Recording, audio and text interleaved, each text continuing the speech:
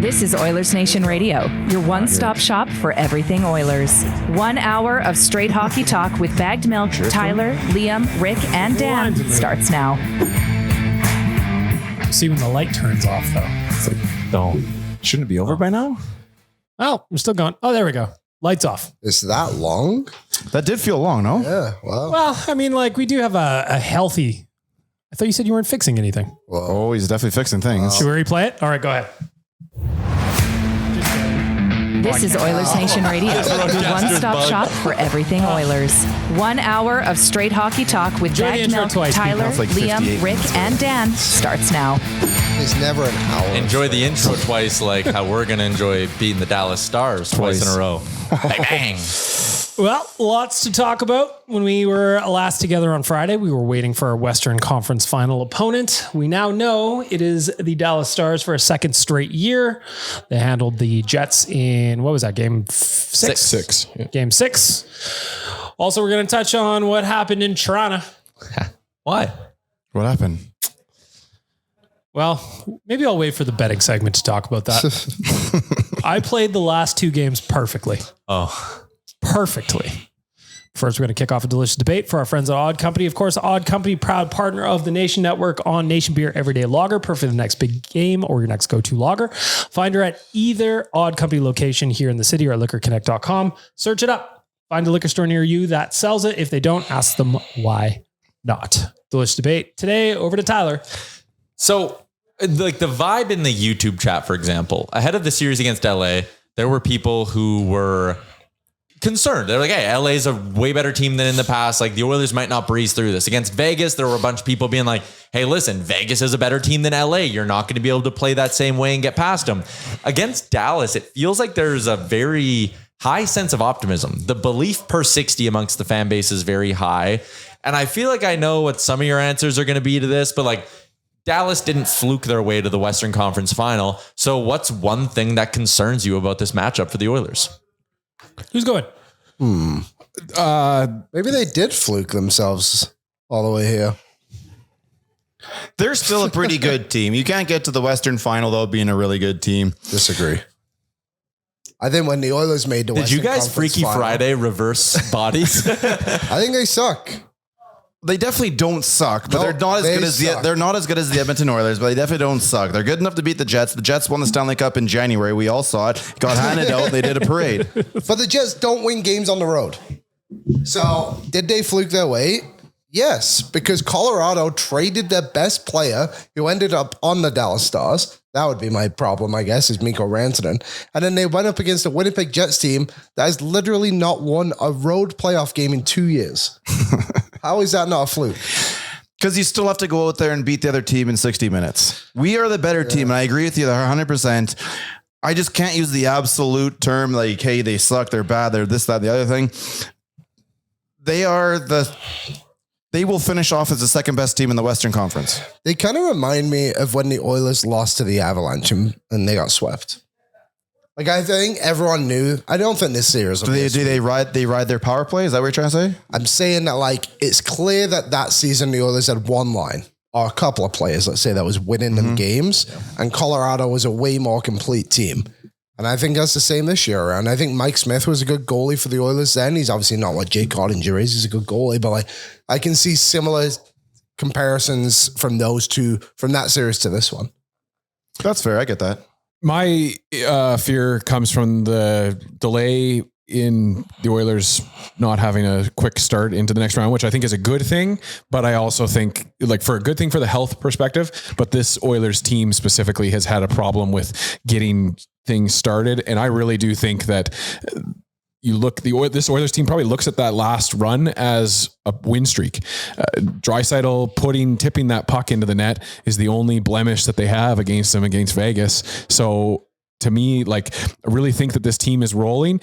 And if you look back at the losses, other than that game 3 loss to Vegas, the Oilers are the team that have beaten themselves, in my opinion, more than the other teams have beaten them, than LA has beaten them and Vegas has beaten them. So I'm always worried that this team may rear its ugly head in having some of those issues where it defeats itself and causes a guy like Stuart Skinner to have to answer the bell more early on against the Dallas Stars. But I do think that over the totality of the series, that will all smooth it out.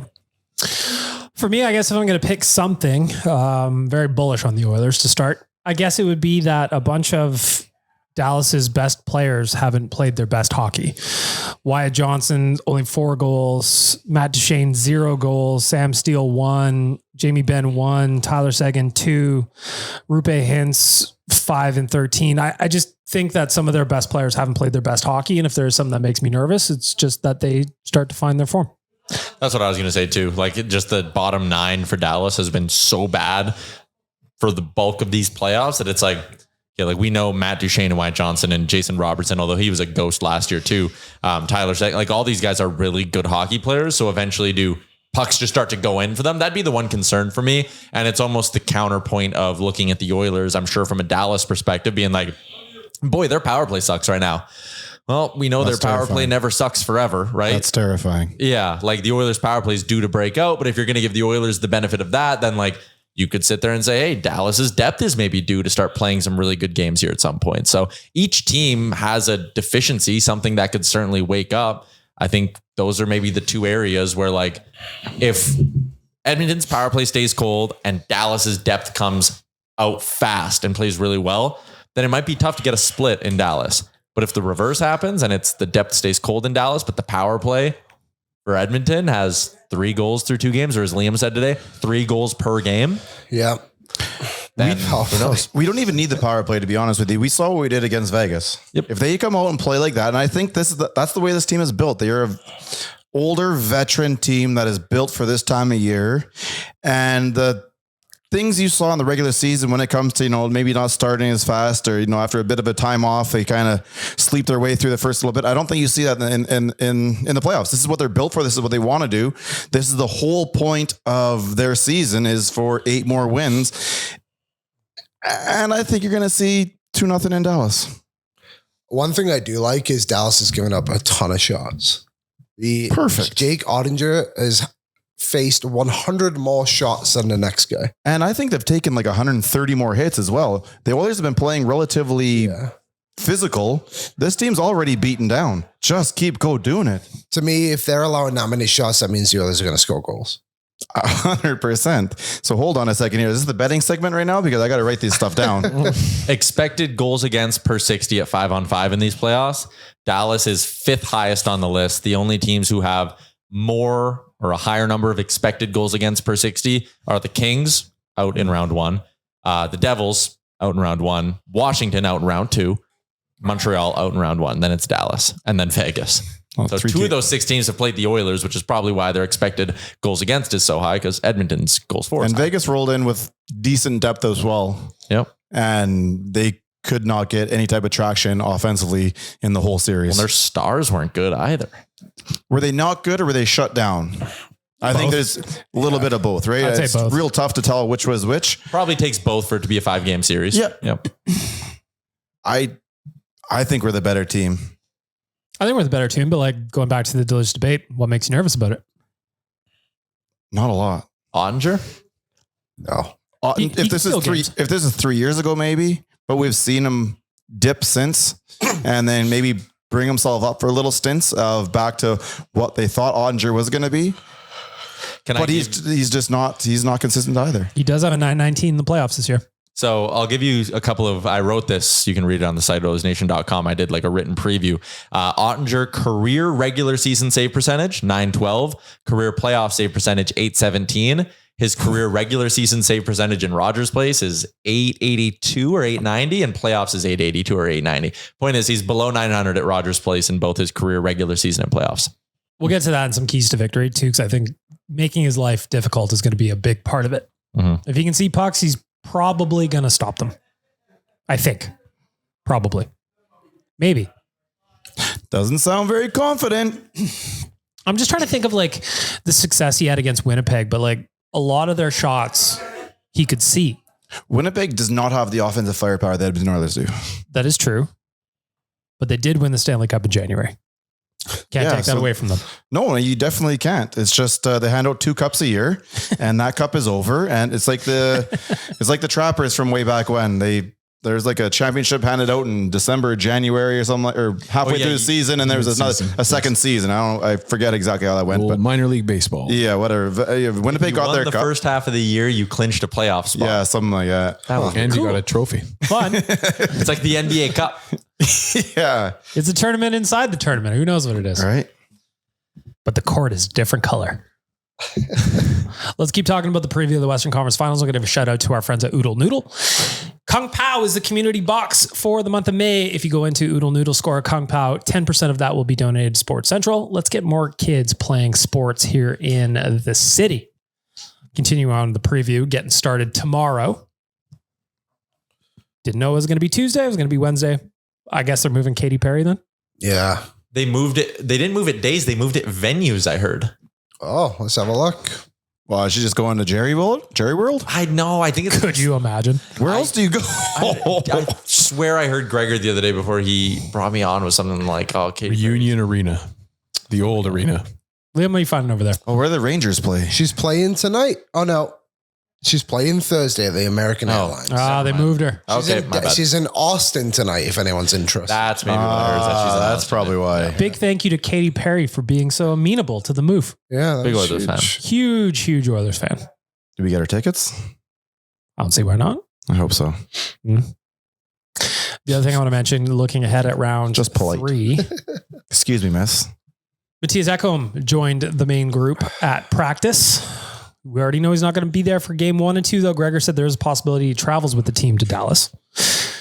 Thoughts on Mattias Ekholm, Tyler? I don't want to misquote him, but Louie said on our show the target game has been game 3, and Louie said he's above 90% in terms of his belief that we'll see Ekholm in this series.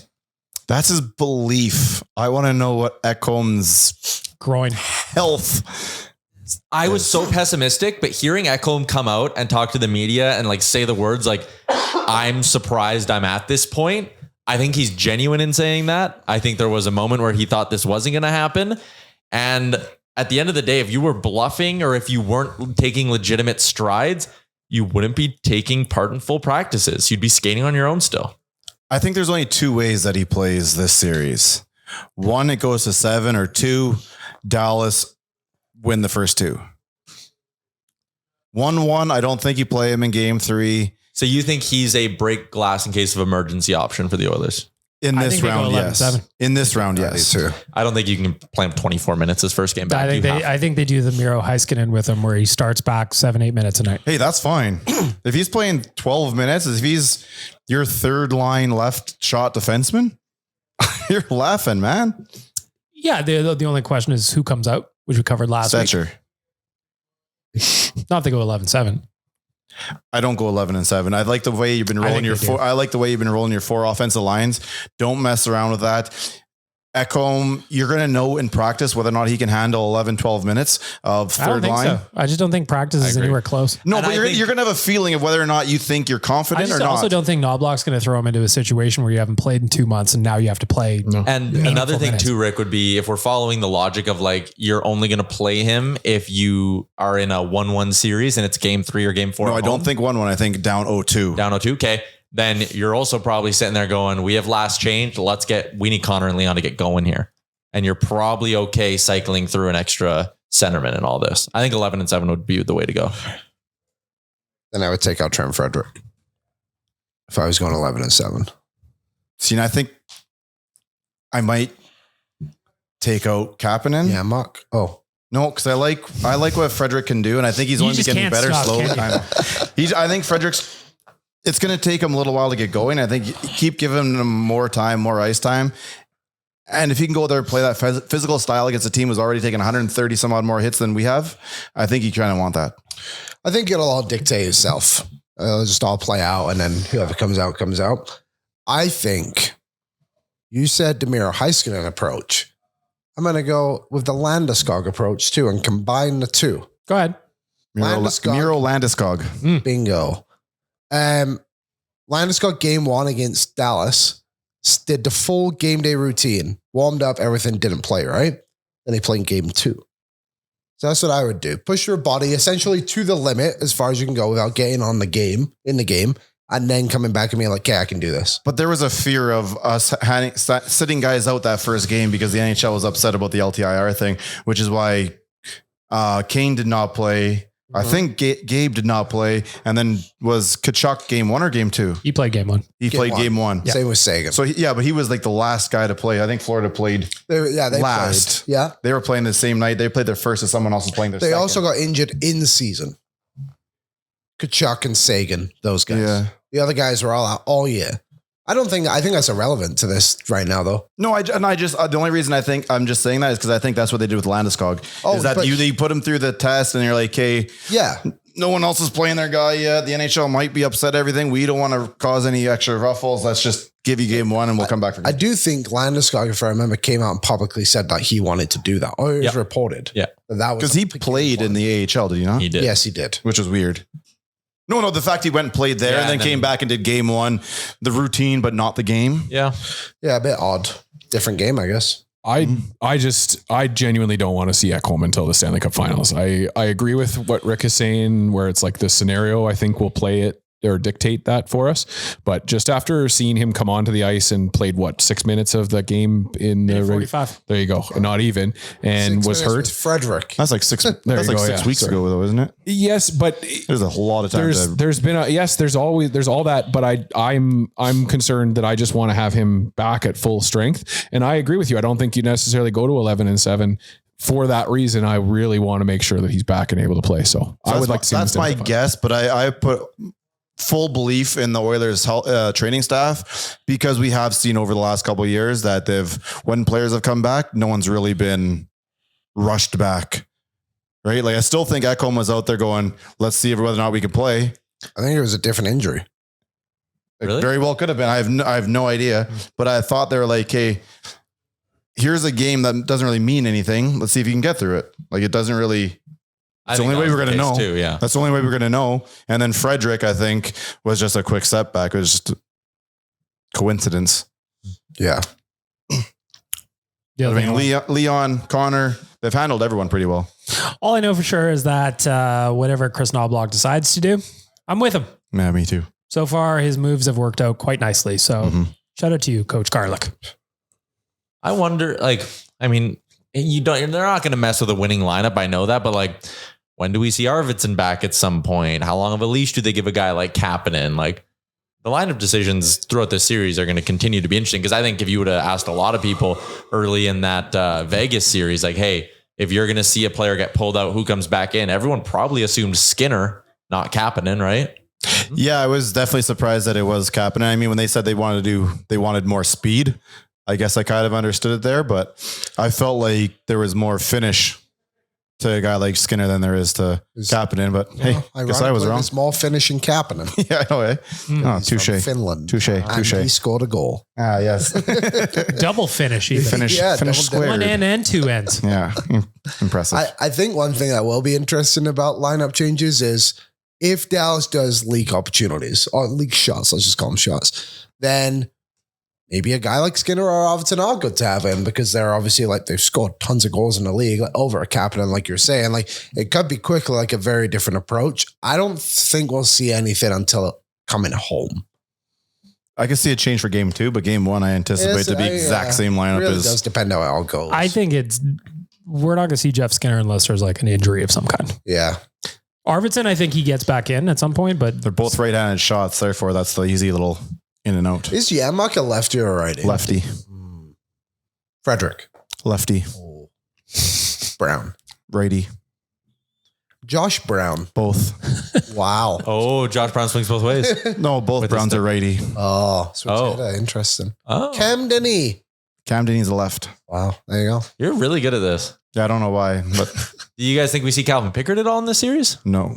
I hope not, because that means it's not going well. If he's held, I think yes, back on the bench. yeah, fair. Yes. I can see him backing up, I can see him backing up. Vibes guy. but even that, I'm not sure. He's not skating. I'm not But again, skating with the team. We don't even know what's going on. Like assuming a leg injury, but nobody said like They were fearful. They were more fearful at the very beginning of the injury than after they found out their first test results or whatever, I think is what I read. And that's probably not great. Probably not great. Shout out to the adrenaline that powered him through that OT window. Beyond impressive. I would like to know what his injury was because I would you got through the rest of the third. You sat down for 17, 18 minutes. Back out there. Shit had to fucking calm down a bit and you start having real thoughts and real feelings again and then get back out there and Not me. Dead inside. did he just get on the bike and keep his knee moving the whole time?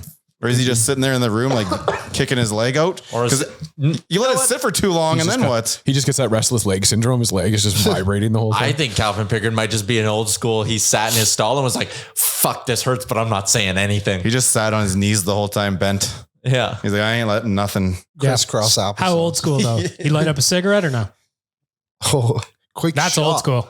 That is old school. Did you hear? Quick pre-game dart, pre-period dart. Do you remember, I was thinking about this the other day because I thought that Vegas game was going to go longer. Do you remember in the bubble when whatever game it was, or I think it was Columbus, right? Went forever. And then they had to start that night's game the next morning. 9 a.m. But Boston, Carolina. I remember they were saying that they ordered pizzas between one of the intermissions so they could carb up and regain energy. Got it. I wonder at what point New Orleans would do that tonight. And where would they go? When you get close Odd to the company. point where they go 2 pucks on the ice in OT. Which I found out was a rule up until the 30s. Yeah. If it got to a 7th OT. Damn, 2 pucks. How would you know? Not worth it. To be fair, if you get Well, you got one overtimes- goal clicker, you got the other guy, and you got one guy out there deciding who was used to right down the middle, let your peripherals jump in. Well, that's why they had the goal judges behind the nets to be able to flick the light on right away. Yep. Yeah, I say then you bring need those someone guys in the back. middle Yeah, I just in do case too. it goes in near the same I time. suppose, yeah. You're like, oh, that one went on first. What a gig that would be. My dream job when I was a little kid was to be the guy that flicked the light on. What a cool best seat in the house. Well, ish. Yeah. You got to have a good trigger finger. Yeah, well, you got to. You're always you're dialed nervous in. for those. What was our game was 0.4. You're ready on the red, or you're ready on the green. You got to hit the red. What do you hit the I wrong think one? the green goes off on its own. I could also think see it me also like a has. crossbar flick. Whoops. Oh, yeah. That's happened before. They've done the above lights. And they've hit the horn before, and you're just like, you keep playing. The next thing I want to mention, a little bit of business. Shout out to Corey Perry. Had $50,000 dropped in his jeans for making it through the second round of the playoffs and playing more than 50% of the games. I thought you were just getting to the age of 40. I thought that's what it For was. surviving to 40, the NHL gives you, they're like, listen, this is so impressive. Here's 50 grand. He got Here's 50 grand in one of his birthday cards from his grandma. Cash or a check? Hell of a grandma. Got it. Grandma's only paycheck. That's true. Grandma's do. Mine would be She went to the paying bank to cash a check for it. handfuls of loonies there all day. It's the best when you open the card and you read it and the money just falls out. Well, thank you so much. Didn't see the $50 in there.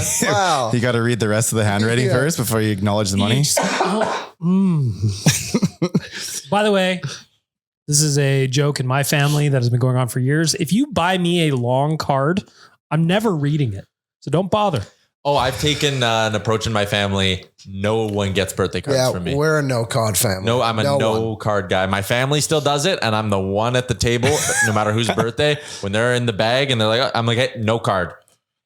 I need to spend, and then it's just garbage for you, but then you feel bad throwing it out. You need the extra $5 in there to make sure that you know. It's just the Christmas thing, the to and the from, the to. It's Although I have considered sending out Christmas cards again the last few years, but I always forget. I bought them last year. I just never sent them out. What was the picture?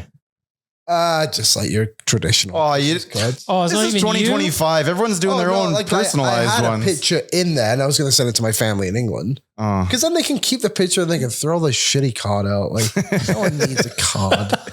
That's always my thing too. And I get a Christmas card from whomstever. How long do I got to leave it on the fridge for? Yeah. Like when does this end? Like January, I'm allowed to pull that down. Jan 1, With the Boxing tree? Day. With the tree?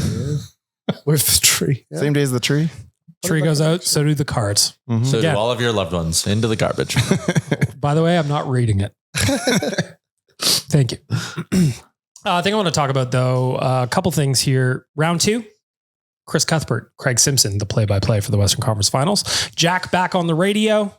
Cam Moon saying fare thee well. What does he do when he's not doing the call? I think he still does the pre and post games. Okay. Yeah, I think he's just listens. I like Cam Moon's call. We asked Louie what he does now that he doesn't need to be there for the road games. He said golf. Yeah. We're like, so what are you doing? And he pointed to his Callaway shirt and was like, I golf. It's nice, Louie. Golf and barbecue. Golf and barbecues. Sounds good. Thoughts on Cuthbert Simpson? If ever there was a reason for the Leafs to continue going on, It would be this. it would have been to maintain Jack. People were saying like send him down to the Florida series. Like, well, they're Canada's voice technically, right? For hockey. Like they're not going to do that. It seemed inevitable. It sucks, but also it is also a Dallas Stars broadcast technically as well. Right now. Yeah, it's a national broadcast, right? And I saw Flames fans being like, no other team in the league gets their regional crew for the playoffs. And it's like, well, hold up. Cuthbert calls every Saturday night Leafs game throughout the year. Yeah. That's basically a regional, like that's having your guy. Yep. Also, if the Calgary Flames were going to the Western Conference Final, I would be doing a lot of things with my time. One of them would not be bitching on Twitter about if whoever their John Abbott is calling the games for Sportsnet. I literally would not care. I would not lose a wink of sleep over it. Like their regional guy probably would have at least called the first round against Dallas 2 years ago, right? Yeah, 3 years ago? I'm trying to think who did that, but it might have been Rick Ball. Yeah. I also just, it's not that big of a deal, guys. It's really not at all. But also to the Oilers fans who are like, petition sports. Stop it. Calm down. Last year we didn't even have him. Yeah, we didn't get him at all. Like, we got 2 rounds with him. Let's be thankful for that. Exactly. And also, Cuthbert's fine. Cuthbert's solid. Like the OT call for Connor's series winning goal against the Flames lives rent free in my head. And anyone sitting there being like, oh, they don't like the Oilers, blah, blah, blah. What do you think Kris Cuthbert would rather be doing for his Stanley Cup final? Calling Dallas, Carolina, or being in Edmonton? Of course. Yeah. Yeah. Of course. Once again, never that I was in doubt. The Oilers are Canada's team. You're welcome. You're welcome for enjoying our boys. I don't want everybody else on board. That's fine too. So you're not in on all those like bandwagon forms you can fill out? Nope. Bandwagon Burn them. forms? What is that? It's like, Memes. I'm jumping on the Oilers bandwagon because like blank. 15 check boxes with different 15 reasons. check boxes, all the questions you Who can puts answer. this out and why haven't we done that? It's a good question. We could do our own, a nation style one. So you want to Yeah, I be was going to say, don't just go rip off the one that's already out there. Gotta make your own. Exactly. Okay. But if you've come over from another fan base, we just spam you with emails. That's what we do with ours. Don't forget, if we keep putting Jack on national and he gets more attention, he can get they're yanked from us. I'm already worried about that. So we're cool with the 2 rounds. Let him go back to the radio. Be quiet over here on our side of the world. No one really bothers us. Nobody really pays attention to us. Let's just be happy that way.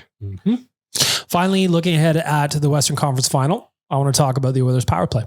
Only 1 goal in round 2. The nice part was the Oilers didn't need their power play in round 2. Nice to have, didn't need to have. I would like to have in round 3. Tyler, what do you think needs to improve on the power play to get it back on track? I think they just need to be okay with being a bit more chaotic, if that makes any sense. I feel like agree. right now 100%. they're trying to still, it's a little too perimeter. Is Leon open? No. Okay, regroup. And listen, I'm not a big shoot guy. I hate that when you're at a game and when everyone's yelling shoot. But like, there is an element to, maybe you don't have Nuge in the bumper. Maybe you go park Nuge closer to in front of the net and you have him and Perry in front of the net and you take a shot and you hope the rebound squirts out. Like, think about the Draisaitl OT winner against LA. That's Draisaitl from his office, right? But it wasn't Leon Draisaitl on a cross ice pass from McDavid. It was a shot from the point, a deflection in front, puck bounced, chaos, and all of a sudden the other team can't cover Leon Draisaitl because they're panicking and flailing around. So I think they just need to create more chaos and get more traffic in front. To me, I was just before we move on, I'm going to say, yes, I agree. I'd like to see them just listen. Leon's not open. That's your play. That's your fastball. If that's not open, like, I'd love to see some pucks going towards the net and chaos, crash and bang. That's how Kapanen scored. I want to see how many times in the Vegas series that while we're on the power play, we went to the Leon in his office play, because I feel like there were a lot of times they were trying to switch it up, trying to keep everyone else guessing. Vegas, and there was a time where I was like, man, just put Leon back on the side there. These guys are running around. You'll find that pass across through the middle and you'll get that shot. There a lot of times, as far as I remember, that Leon was actually like the guy in front of the net and they try that little down low back up to the bottom of the circle, mid circle there in that quick little one timer. Dustin Brown, the Connor Brown drawn up play from whatever 3 years ago or whatever the hell that was. Just go back to the old regular because it works. Liam, Dan, what do you got? Go ahead, Dan. I was just going to say, for me, I really think this Oilers power play is best when it's dictating to the other team what it's doing. Really feel like, especially against Vegas, they took everything Vegas was willing to give them and just kind of tried to make something happen out of that. Vegas, I feel like, gave them the top of the ice around the defense quite a lot, but didn't give them shooting lanes to access. They had to get the puck down low, and it seemed like they were complacent trying to do that through the entire series. I know that in previous years, I feel like the Oilers kind of take what the other team gives them and then respond and dictate later on in the series. Just didn't really feel like you had any of that. I found myself asking Dubnyk on After Dark what he would like to see change, and he kind of went off on a tirade about how the Oilers just let the other teams control the play and tell them where to go, and the Oilers don't adjust around that. So I would just really like to see this team, whether it's going right back to Leon over and over again and just forcing that team to have to make that adjustment, and then you can adjust from there. Just seeing this team dictate on the power play a little bit more. They're taking away Leon right now, which is the frustrating part. Like I'd like to see them almost tee up Bouchard a little bit more. I feel like we haven't been seeing snap it through. Yeah. Like, again, that was the Leon OT winner I talked about. That was Nuge starting that play, right? Like, it was Connor in front, and Nuge was the one putting it on net. So, yeah. Snap it through. Create some chaos. Totally. I'd like to see Hyman get back up there. Kind of over the Corey Perry stuff. I think they do like 50-50, don't they? Corey Perry played. Corey Perry definitely gets the first shift. Corey Perry played 11 minutes, 36 seconds. Zach Hyman played 6:31 against Vegas. Because he was getting the second. That was against LA. Against Vegas, it was... LA is so long ago now. Yes. Years ago, even. Years ago. Similar. Corey Perry, 15. Zach Hyman, 8.5. And I think Rick's right. Corey Perry comes out for that first minute of the power play, and then the change happens. Hyman gets the... You know what else I'd like to see from Zach Hyman on the power play? That play where he makes the net 3 feet wider. Yeah. We haven't seen that one in a minute. They tried to have Perry. They shot too low, and I think it's the LA goaltender got his pad down. If you're going to do that, shoot for the belly button. It's above the pad. Puck starts dropping. It's going to drop into hopefully an area where it goes in the net. Mm-hmm. What'd you look up, Jake Ottinger, where his worst save percentages are around him? Yeah, I got a nice picture. The areas, like if you go above the pad, below the blocker and glove, and up by the ears. Sure. So what I hear is Nuge zone. We did this last series. Nuge zone, that blocker side, glove side, that is Nuge zone right there. These are saves 9 for 10 or they have to be. Yeah, saved, he's right? 9 for 10. I was like, the other way Shoot around. at his Good chest. Lord. He saves it every time. Yeah, he's 100% on shots at his chest. between his shoulders. But he's due. Good dude. Could punch a hole through there. You never know. You got to shoot low blocker. So it's blocker. that 14 inches or whatever. When you drop your pads, you get in the It's when he moves.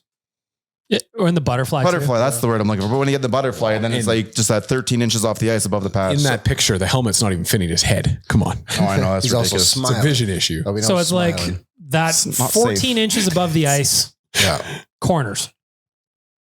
We did this for yes. Aiden Hill before round 2. I'm starting to think most goalies have the same weaknesses.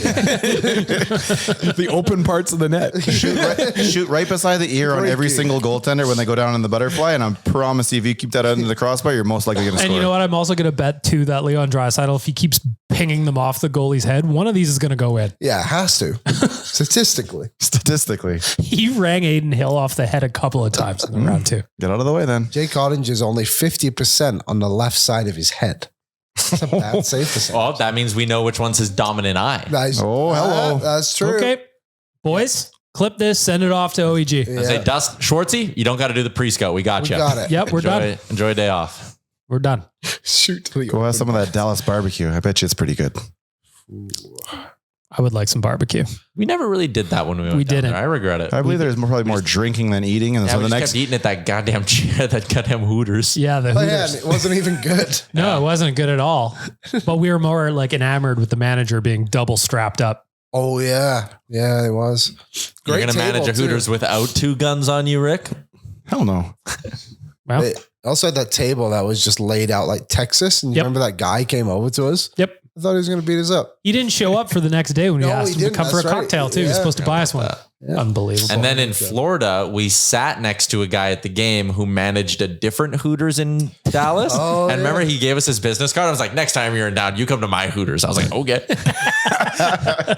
The other thing I want to talk about before we move on to the betting is just looking around the NHL, the rest of round 2. I want to give some love to Stars fans specifically for raising some money in Mark Scheifele's name after his father passed away. They were donating $55 each to a charity. I thought that was a really, really nice gesture on what was pretty tough, obviously, weekend for Mark Scheifele. Stars fans are really good at that kind of stuff. They have done that for the Oilers with the Ben Stelter Foundation. I believe that they were even involved in the St. Louis Blues back in the day with Layla. The Stars organization, for as much as we have beef with them on the ice, the fans off the ice always tend to rise up. Really nice gesture. Yeah. Really, really nice gesture. I actually thought, you know what, when Mark Scheifele scored the first goal of that game, I'm like, this is one of those sports moments that it's just Brett Favre. Exactly. His father passed away on a Sunday. He played Monday. He threw 4 touchdowns and 399 yards, I believe. I thought it was going to be one of those. It was unfortunate how it ended with him in the penalty box and the only call of the game, but I really thought we were going to get one of those sports moments. That was the only call of the game? Yes. Only call of the game. I probably missed that one too, refs. Wow. I didn't see it. I didn't see what happened. It was a trip. It was a full-on trip on a penalty shot. It could have been a penalty shot. The conversation was more not so penalty or not. It was penalty shot or not. Gotcha. I still, honestly, it was very clearly a penalty. I couldn't believe they called it. They didn't call, I think that was the first power play of the game. It was the only power play of the game. Yeah. I was stunned. Like, it was definitely a penalty, but with 45 seconds left in the period, I thought they would just be like, nope, everyone will only be mad at us for 45 seconds and it'll be an intermission and they'll forget. Yeah. It's based on some of the stuff they were letting go too. I thought that was going to be the case, but obviously a tough finish for Winnipeg. It would have been really neat to see them go back to Winnipeg for game 7. That place would have been rocking. Yeah, I think people forget. I'm not cracking a beer. I'm cracking a can of pop because I'm thirsty. You just spilled all over your computer. You're a big Diet Coke guy, I noticed. Yeah, well, I bought the Costco packs and I'm just working through it. Sorry. Loves aspartame. What is the difference between Diet Coke and Coke Zero? We're going to have to ask ChatGPT that. Yeah, that's a crazy one. I don't know. If you work at Coke, let me know. Let us know. Hit us up. I think it has to do with the type of sweetener that they use. Probably. I think it's like aspartame versus not. Stevia? The stevia extract or maybe. That would make sense. Yeah. Maybe. All I know for sure is if you can get a Coca-Cola from Mexico, they still use real sugar in it. Tastes so much better. That's what the Americans are going to hit. The difference is the specific sweeteners and the flavor profile, apparently. Well, we might have to get Tyler to do a blind taste test. The old Pepsi versus Coke days. Diet Coke has a different blend of flavors, which gives it a lighter taste. That's why I'm such a fan. You're always a light taste guy. I did the Pepsi taste test challenge at Klondike days way back in the day. I did it at WEM one year. There you go. Yeah. Me and my dad cheated, by the way. Oh, I'm going to throw Ivan under the bus. Pop him milk. I do. He was standing behind. He gave me the 2 fingers. Papa milk. Is it pitching signs? Like a catcher? He had pitching signs for me. Writes Pepsi. Nailed it. Took the little prize pack. Nobody the wiser. Awesome. Interesting. The Milk family, we've always been conspiring for victory. I was going to say, nobody the wiser or the Pepsi employee who was probably making like $8 an hour to do this booth was like, what do you want? Arguably the true story, but in my head, we had the fix was in. What year was this? Oh, early 90s. Yeah, it definitely wasn't $8. No, it wasn't $8. That is $4.90. Yeah, early 90s. We won. Just remember that. Last thing I want to mention, how could we not? Game 7, Toronto, Florida. Yes. I want to know, just kind of like, take out the funniness of it. Did anyone think this was Toronto's year to get through? Because I did. When it was 20 minutes in the books, they weathered the early storm. I go, if there's ever a lane to make it through, this has to be the one. I just refuse to ever believe in them. Interesting strategy. One that would have made you a very rich man if you bet that way over the past few years. I think something changed this playoff run. I think that Canada turned a little bit on Leaf fans to the positive. Whereas we've in the past have been very negative. I feel like Canadian, and maybe it's because I had Nick Alberga messaging me during these games and he was like the most down in the dumps of anybody out there. But I really just feel like Canada was pulling for him a little bit. Do you think they were pulling for the players or the fans? Not the fans. Because I am not the pulling fans. for those fans. I'm not pulling for Those the fans fans. deserved that. I just assume that team is on paper. That team has some offense built into it. They're a good team. They should be able to score. Their goaltending was solid. But you can't. I mean, outside of those two games. Yeah. if you watch those games in Toronto, like that was a team that looked shell shocked. They looked awful. It was confusing. Like Well, if the Oilers did They confusing that. just me can't. was- They don't have, just because you're a really talented player doesn't mean you have what it takes to be a leader. And I think you've seen that in almost all of their players. What was wild to me was that game 5 went the way it did. Then game 6, the Leafs played so well in game 6. Yeah. Go back for game 7, a chance to get to the Eastern Conference Final in the first time since like the early 90s, if they even got through that far. I don't remember. I think it might have been 23 years. Yeah. Did they not get through it's like early 02 or 03? It's like 03 or 04 or something like that. Senators. So it's just like, it didn't make sense to me. They were so bad for the final 40 minutes. It was stunning how bad they were. Well, and even arguably at the start of the game, Florida had the first 21 shot opportunities before Florida took their first, or before Toronto got their first on net. And Toronto was trying through the leg shots before that. Like it's that stuff is crazy to me. That's why I thought legitimately, and we'll talk about what I actually did in the betting segment, but like, that's why I thought they made it through that first push, that first 12-minute onslaught where Florida was shot attempt. I thought they got through that. They started to push back a little bit. I'm like, okay. They owned the settled second in. half of that period. Yes, they They did. were far better. They did. But again, same story. But I don't think that game was a 6-1 game. What do you mean? Like a 6-1, 6, like at 2-0, I think you started to understand that they're kind of getting down. Like that wasn't a 6-1 game. There were a couple lucky bounces. That fourth, which is the tip through the short side? Was that Yeah, the I think fourth? that might have been the fourth. Like it's Florida made the most of their opportunities. They but did. there was a couple And of then goals. you just saw what's 2025 minus 1967. You've seen that many years, just kind of like that much frustration. And I'm like 1-0, 2-0, 3. Oh shit. That happened really quick. Got that 3-1 Yeah, Domi. and then 4-1 that almost instantly. Well, I think it was Tyler. Like when Domi scored that one to make it 3-1, you go, because I thought the same thing. It's like, okay, Toronto's got a little bit of life here. Yeah. Then you get that, 47 seconds later, bang, down by 3 again. Guy walks out in front of your net. There was, I mean, we've talked about the collapse or whatever, but reading their quotes on Garbage Bag Day today. they're not good. Well, Matthew Nyes asked about his future with the team, said, quote, "I want to be here. I want to play here. That's all that matters." John Tavares, when asked about his future with the team, "I'm very optimistic that we can work out where I'm back." So he must be prepared to take a discount. massive slash. Yep. Oh yeah, for Like sure. we're talking So- 50%. Take those two quotes. Here's Marner's. "I've always loved my time here. Marner's Loved being here." Yeah, he's gone. He gone. They know that though. But how, like UFA year is not great this year. No, that's why Marner's That's probably sitting there Marner's gonna going, secure the bag. I'm getting $14 million a year. This is electric. I don't know. Chicago Yeah, and I don't know Blackhawks. who's going to, like, whoever pays that is insane. Well, it's interesting too that like He has not proven that he can do it when the chips are down. Man, no one on that team has.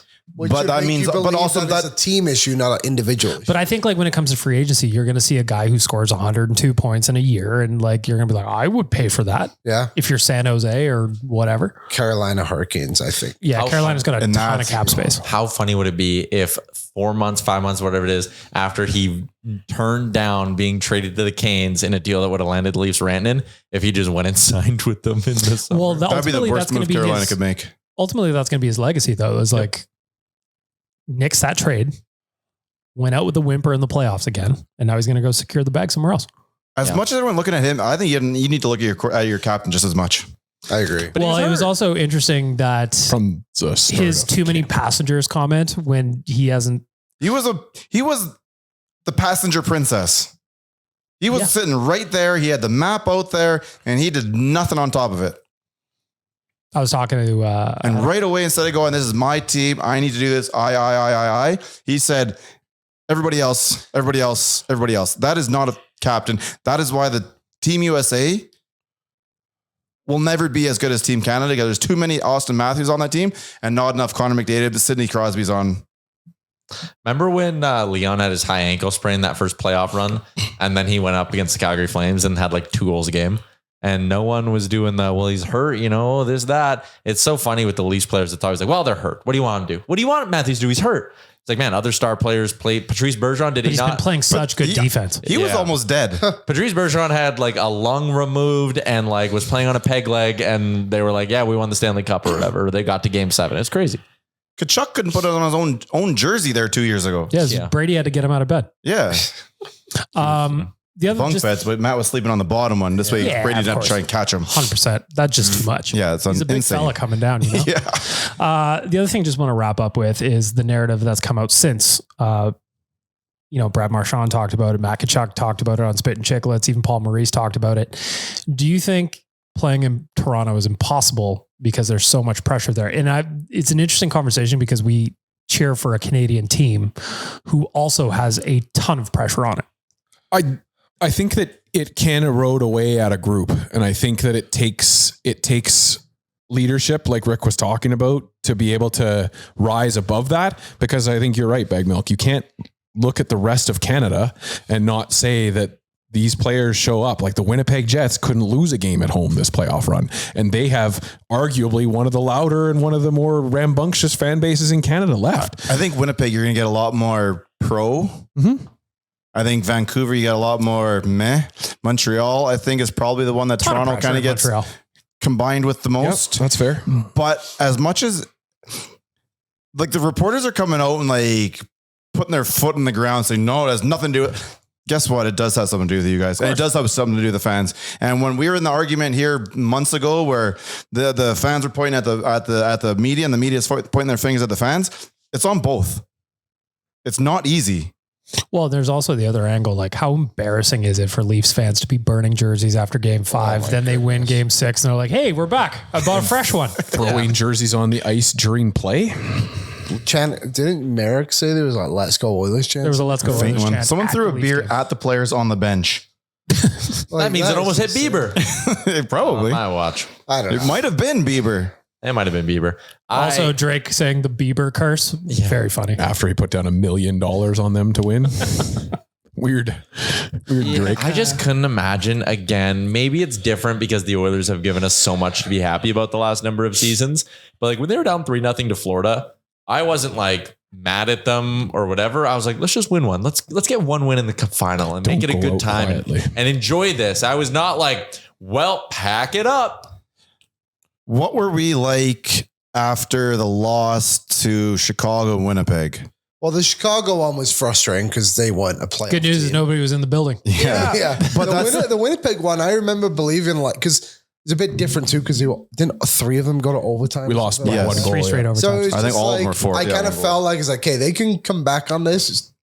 I would never considered not throwing a jersey on this. I remember I didn't watch that game because I thought I was part of it. And I was trying to be like, okay, I watched the first 3 they lost. I hated the seltzer can.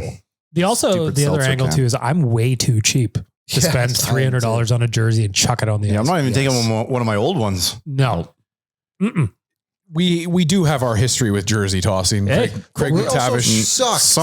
Some people have a history with it. Craig McTavish gave that guy the press conference where he said the first playoff game he'll be dropping the puck. Now we never heard about that guy ever again. That guy But should never be allowed in the arena again. yes, But I also would go like, yeah, jersey tosses happen here, but like not in the second round of the playoffs when you were up.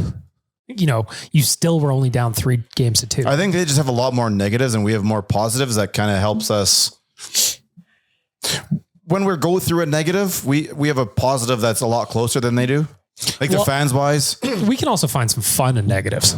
Yeah. And Leafs fans have zero ability to do their that. ego is so massive. Like they need to calm. Like, I mean, I can't remember who was it that shared something with you there, BM, after they won game 6 about Connor going to want to go to Toronto now. Yeah, I don't remember. There was something like that. Like, it's dumb. Like, I eat some humble pie. You just tied it up. Be quiet. They were already Go planning into their the parade. next game. They were planning their parade when they were up 3-0 on Senators. Yeah. I also think this might sound weird, but in Toronto, they expect to win every single year. Which is ridiculous because they never do. Because they never do. I feel like in Edmonton, there's obviously an expectation, but we're also like grateful just to win games. Yeah, well, there's You know what I mean? a good chunk of our fan base that always thinks we're The worst. bad, team in the and world. GMs are the worst, and management and coaching stuff. So, So there's almost like a fear here where in Toronto it's like, we're the best and everyone should think we're the best and they just aren't. They're silly. they just Silly if you just figure that out for a little bit and not be so obnoxious, I think you're going to get a lot more sympathy from everybody outside. I think it's great. I think it's great I think because they're they doing won't a great shut job. up. They're doing a great job. I just think we may be also attributing some of the mindless zombie fans to the grand total here, where it's like, I don't think that many Leaf fans went into this season thinking that they were a Stanley Cup champion contender. I bet they did. They should have. They all did. Well, the wild thing though is like if you're throwing a jersey, like you would have spent so much money to get into that building Yes, that part I agree to with. throw a jersey on the ice. Like you would have spent a fortune to get Yeah, in. but if you got that much money to get in there and sit that low, does the $300 mean that much to you? Probably had to pay not. $300 to park. Oh, probably. Anyway, Shout out to that Habs fan that's gone to all the Leaf That's games crazy. because he did show up again. The one that had his daughter that they showed up in the Panthers jersey a couple years ago. It's funny. They He were goes out there and last celebrates and goes and whatever. I don't see very much week. barking backwards, but then you look at like the after the Knicks one, and that one dude's just walking around New York in a Pacers jersey, and he's getting garbage bags thrown at him. People are like surrounding him. The cops are there's like two cops like, I don't know how the hell we get him out of here. Just get in the car, man. We'll drive you somewhere. And the dude's a firefighter. there was no better kind of visual for that Leaf series than when the fan base was chirping a very happy with himself Brad Marchand as he was on the way. That off was the so ice. stupid.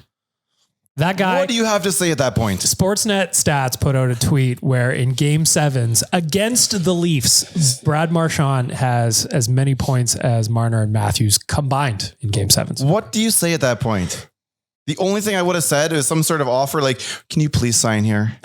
Oh, What would you like? I was actually, you almost took the words out of my mouth. Brad Marchand after talked about how the market gives these players a ton of pressure. They're great players, all this. And then he said, that I grew up a patronizing, though? Leafs fan. What if he's not priming up this market for a little, whoever the new president of hockey ops, because it probably won't be Brendan Shanahan. What if he's priming them for like a $8 million a year? I'm coming.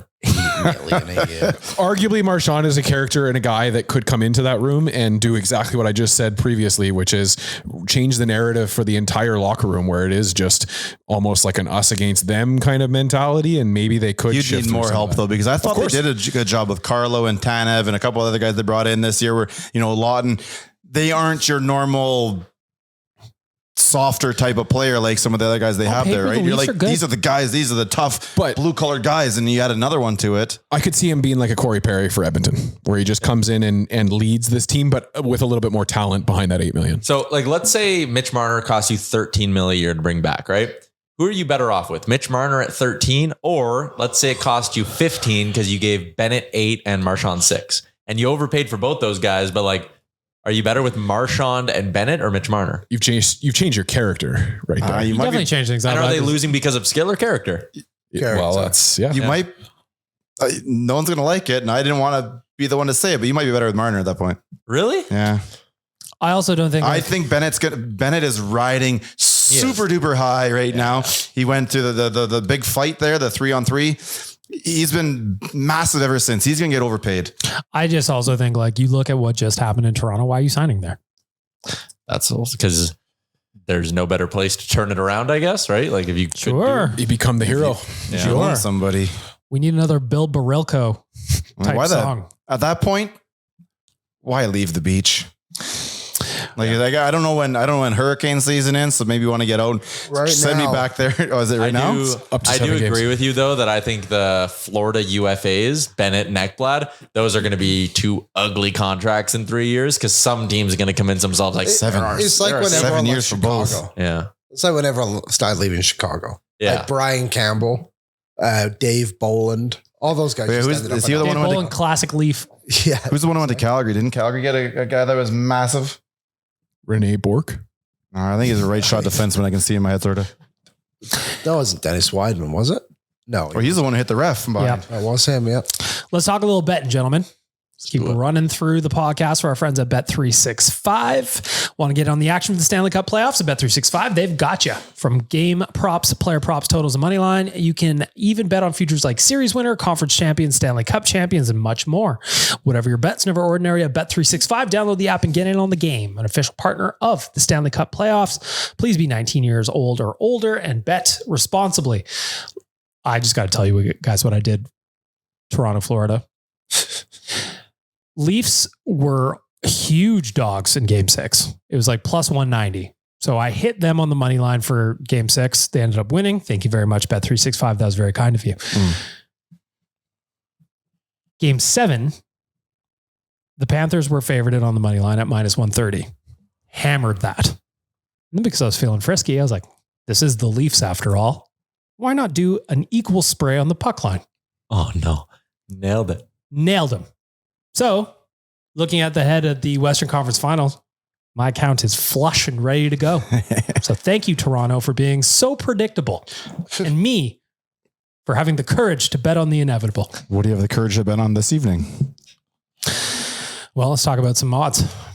We always check in on the Stanley Cup odds. Guess what? The Oilers odds have dropped again. They're currently plus 230 to win the Stanley Cup. Florida Panthers next up at plus 240. Stars plus 275. Hurricanes plus 330. Looking at the Western Conference Finals, the Oilers are currently favorited to win the series at minus 120 as we're talking today on Tuesday. Stars are at even money. Oilers minus 120. If you want to dive into some of the series numbers, like say my prediction on the board is that the Oilers win in 6. Edmonton Oilers to win in 6 would be plus 400 to win in 6. If you like the sweep, it's plus 900. Oilers to win in 5, that's plus 550. Oilers to win in 7 is plus 450. How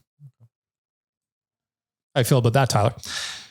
I don't mind the Oilers in 6-1. Might even just hedge it a little bit and do them on that series spread minus a game and a half. Because then even if they end it earlier than 6, which again, I think they're totally capable of, you're still going to get paid out from that. So, I mean, Oilers minus 1.5 is plus 150. Again, not as juicy, but you're still getting plus money. Looking ahead at tomorrow, game 1, Oilers, as we sit today on Tuesday, are dogs for game 1 at plus 105. Dallas at minus 125. The over-under is set at 6. Over that is a minus 115. Under that is minus 105. Anything else you're looking at? Oilers, Stars, or around the NHL? Series prop.